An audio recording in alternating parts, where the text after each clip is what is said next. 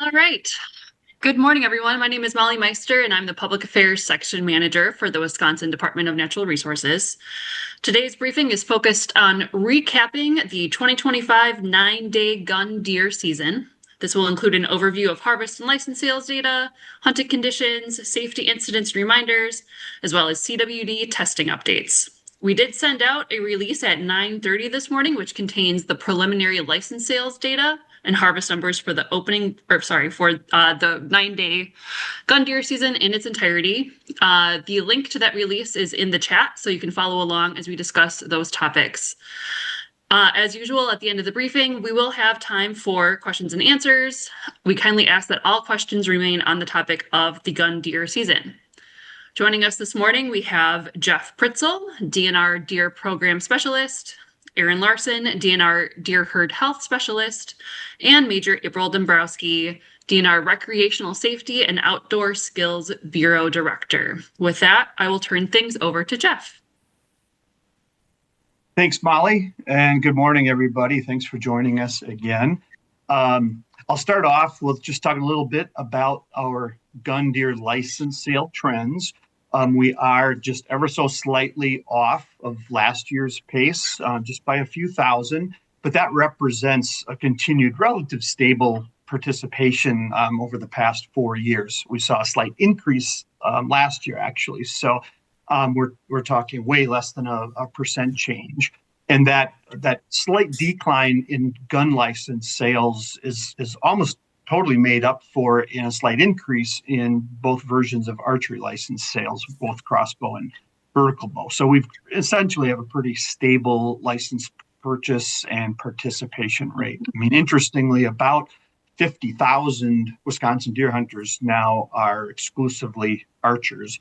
And so that leaves us with about 550,000 participants in the gun deer season. And we know that based on past surveys, about 5% of people who purchase a gun deer license, unfortunately, don't get a chance to get out because of their personal schedules changing or something like that. So something less than 550,000 hunters out there in the field during the gun deer season. Our statewide harvest, just like the license sales, is just slightly off of last year's trend and the 5-year average, but really, quite close. We saw almost about a 2.5% decline in the buck registration. But again, that's coming off of last year where we had 13 deer management units that had record buck harvests in 2024. So not a big surprise there. And the good news is that the antlerless harvest is actually up 1% from last year. And so that kind of takes us away from this annual oscillation that we've been seeing the last 4 years, where we have a higher antlerless harvest followed by a drop. And we had a better antlerless harvest last year, and we've sustained that this year, and even just slightly ahead of last year's pace. Regionally, again, we can't make good comparisons in the central farmland zone or either of the forest zones because we saw significant changes in the boundaries of those units. But overall, their harvest is at or ahead of last year. Actually, in the southern farmland zone, though, we're 8% behind last year and 10% off the 5-year average. That's likely attributed mostly to that snowstorm we saw on Saturday of the second weekend. So again, a drop in the southern farmland, but stable to increasing harvest in the rest of the state. And if we look at the entire harvest, including the archery season prior to the gun season, we're actually just a percent ahead of last year at this time. And with the upcoming opportunities, especially for that southern farmland that might have been negatively impacted by the late snowstorm, just a reminder that gun harvest opportunities continue with the current muzzleloader season that'll go on until next week, Wednesday. And then we have a statewide antlerless only firearms season from the 11th through the 14th of December. So that could be, extra important, especially in the southern farmland this year. And a lot of those farmland counties will also be open for another antlerless only firearms season during what we call the holiday hunt from Christmas Eve through through New Year's. So we'll watch that, and hopefully see hunters continue to have more success going on with the rest of the season. So with that, I'll turn it over to our deer herd health specialist, Erin Larson. Thank you, Jeff. I just wanted to start with a thank you to those hunters who were able to submit their deer for CWD sampling. We have one of the largest and most detailed data sets of any state for chronic wasting disease, and that really provides us a lot of information for what's occurring in Wisconsin. I wanted to share some preliminary numbers for chronic wasting disease sampling. So far, we have about 10,200 deer sampled for 2025. So that's not just from the 9-day, that's from the whole deer season. And so far, just over 1,000 positives. I wanted to compare that to last year, so I took a look, and it's almost identical for the number of positives that we had at this time last year. We do have more deer sampled this year compared to last year at this time, but as this is preliminary, there's a lot of factors in play. So we may, what I expect is that we will end up with similar sample and numbers of positives as of last year, which we ended up with about 18,000 deer sampled last year and about 17 to 1,800 deer test positive for CWD. And a reminder, there's still opportunities to get your deer sampled for CWD in any of these later seasons. But just a reminder that some of those locations will be removed. Maybe some of the deer disposal dumpsters may be removed during these later seasons. So please check on our website. We have an interactive map for those locations to make sure that those are still available for you. We also, as a reminder on results, we are continuing to receive results for all of the deer that have been submitted for CWD sampling. We did start receiving results from the opening weekend last Wednesday and continue to send out results daily. And where to find results is we will send an email out to you if you've submitted your deer. We also will post it on our website, so you can look it up on our CWD results page, or it'll also be located in your Go Wild account that you can look it up as well. If you're able to harvest an additional deer and maybe not utilize it, just another reminder that the deer donation program can be a great resource to help those who could utilize that venison, or maybe just friends and family that could also utilize it. And help to keep our deer herd healthy by potentially harvesting another deer. And then lastly, just also a reminder, if you do have a deer that tests positive, we do issue those replacement authorizations the same day that you will receive your result. And those are good for the remainder of the season. They're not weapon specific as long as you have the appropriate license. And if you had a antlerless deer test positive, you will receive an either sex replacement authorization valid for that DMU and land type. If it was an antlered positive, you'll receive a statewide buck tag as a replacement. So with that, I'll pass it on to Major Dombrowski. Thank you. Thank you. Good morning, everybody. Just to recap from this past 9 days with hunting incidents, we did not have any additional hunting incidents after opening day. So as a reminder, the 2 incidents that we did have on opening day was a 2-party injury incident that occurred in Grant County, and then a self-inflicted unintentional discharge of a firearm to an individual in Fond du Lac County that ended up fatal. When you look at those numbers, as we wrap up the 2025 gun deer season, it's looking, when you look at it in comparison, the trend continues to go down with hunting incidents. For example, for the past 10 years of our 9-day gun deer season, the incident trend reflects, on average, 5 hunting incidents per year. And again, this year we had the 2. In addition, Wisconsin has had 6 fatal-free seasons, and all 10 past seasons here reflect single-digit incidents. So as Jeff spoke of before, with the statewide muzzleloader, the statewide antlerless only, and select farmland zone counties antlerless only holiday hunt, and also we have various upland game bird and small game hunting going on. We at the DNR would still like to remind hunters to practice good firearm safety before, during, and after the hunt. So whether you're in the field or leaving the field, Continue to hunt safe, hunt smart, while practicing the four main rules of firearm safety, otherwise known as TABK. And again, as a reminder, treating every firearm if it's loaded, always pointing that muzzle in a safe direction.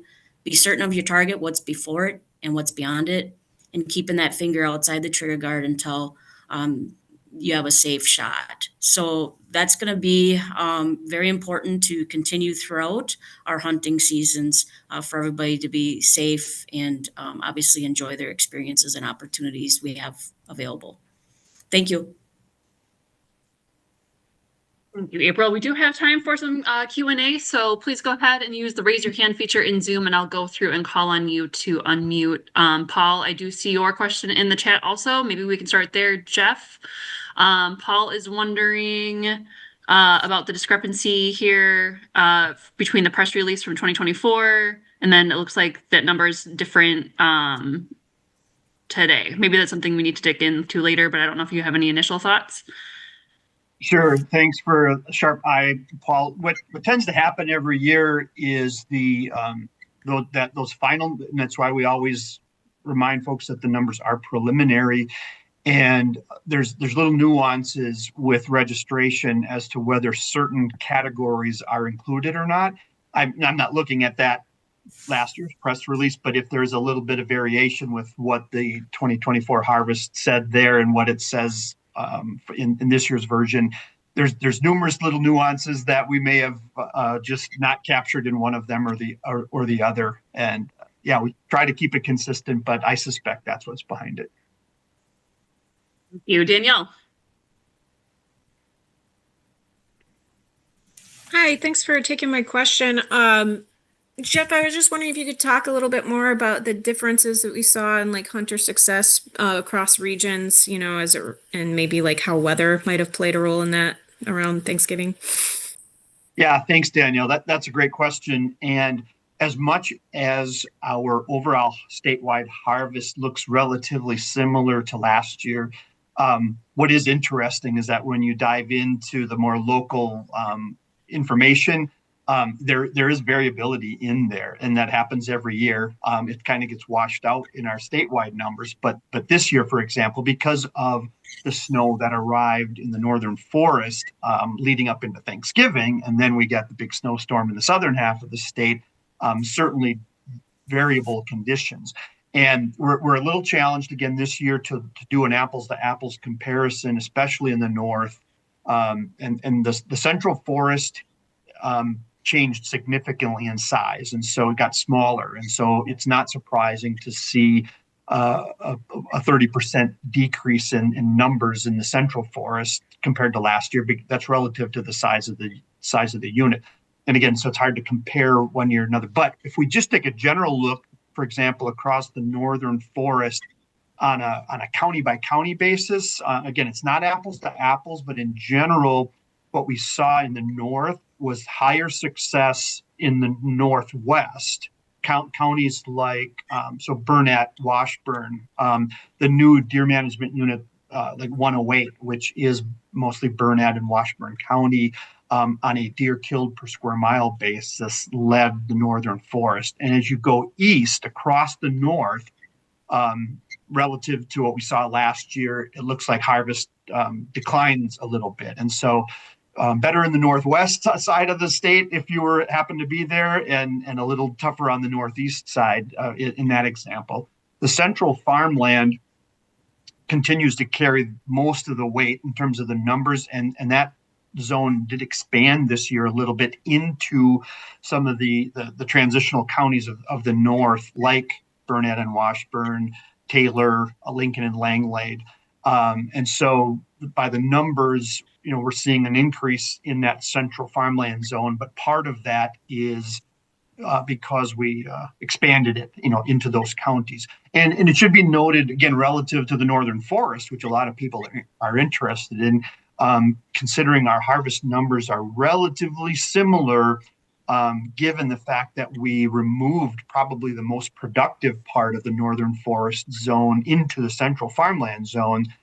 It speaks well that the northern forest, maintained as a zone, maintained a pretty stable harvest this year. Thank you, Jeff. Katie Thorson, go ahead. Thank you. I was just wondering if, if you'd heard any feedback from people about the new DMUs up north, and kind of how that went overall.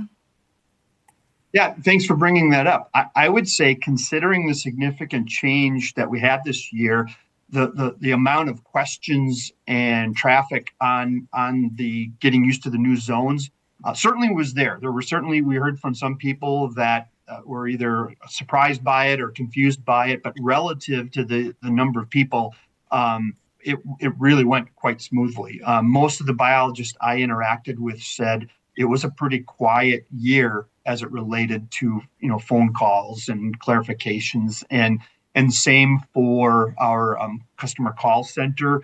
They did have an increase back in August when antlerless permits went on sale for those new units, but our call center's call volume right leading up to the gun deer season was actually 7% lower than last year. So overall, we're pleased with how smooth the transition has gone.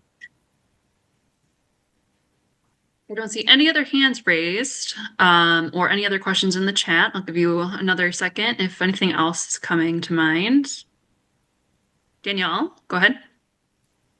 Yeah, I just was wondering, what would you say were the biggest factors in hunter success? And then for Erin, I was just wondering if she could remind us the projected amount of samples that you guys hope to collect for CWD. Sure. Danielle, on the hunter success aspect of it, again, that's always an interesting discussion because when we talk about it at the scale that we are monitoring it at the agency, there's a lot of local situations playing out, literally from 1 square mile to the next, where experiences can be very different. But in general, the things that were working against us this year were the late opener. We certainly heard from some people that they were still seeing evidence of rutting activity or deer breeding activity that increases buck movement. But in general, most people, especially in the northern half of the state, commented that, the rut was definitely over, which leads to a decline in buck activity during daylight hours. But that snow that came to the north prior to Thanksgiving, I suspect helped later in this past weekend. Did hear from a number of folks that said the deer really were moving well up north after the snow and after that particular storm had settled in. That weather also, it just impacts hunter effort as much as deer movement on the landscape. And so I think overall that the snow in the north was an asset. The snow in the south may become an asset here later in the rest of the year, but it's not, it probably had a negative impact on hunter success last weekend. Thank you. And Yeah. Erin on the samples? Of course. So the 2025 surveillance plan, so that goes through the whole season. So all through these extended archery and other seasons we have was 19,750. So where we would like to see some more samples that we may fall short of that is some of the northern areas of the surveillance plan. We don't collect maybe as many samples as we would like to. So we may not hit that. And, we just, it's not necessarily the end goal to hit exactly that. But if we can continue to increase some of those northern and central areas of the state that we're looking to get closer to that would be ideal. And you didn't see new detections? I'm sorry, did I miss that? As far as any counties that had a new wild detection, no, we don't have any new counties at this point. Thank you. Thank you, Danielle. Katie, go ahead. All right, yeah. I don't know if you would have his numbers, but I know, kind of highlighted a bit more this year, the donation program. And I was just wondering if you have seen any kind of increase with donations to that program.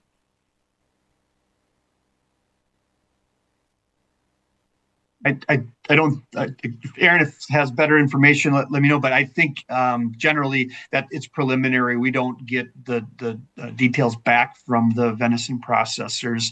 that quickly. So we unfortunately don't have a sense yet of where we're at with our trends in deer donation. Thank you, Jeff.